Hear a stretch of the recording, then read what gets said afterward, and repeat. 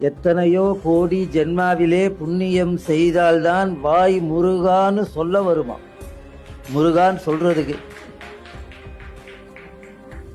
இந்த துவாபர யுகம் முடிந்து ஏறக்குறைய 5000 ஆண்டுகளுக்கு முன்னாடி துவாபர யுகம் முடிந்து கலியுகம் பிறக்க போகுது.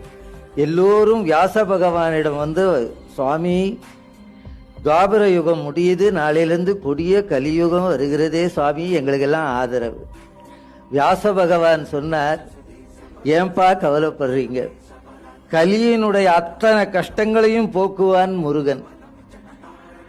கந்தசிய கீர்த்தியும் அதுலாம் கலி கல்மிஷ நாசினான். கலியினுடைய அத்தனை கல்மிஷங்களையும் முருகனுடைய புகழ் மாற்றும்னர். அந்த முருகனுடைய புகழ் தான் திருப்புகழ். திருப்புகழ்கிற அந்த பேரு அருணகிரியார் வைக்கல. எங்க பெரியப்பா பழைய நூல் எழுதியிருக்கார் வாரியார் அறிவுரை அமுது.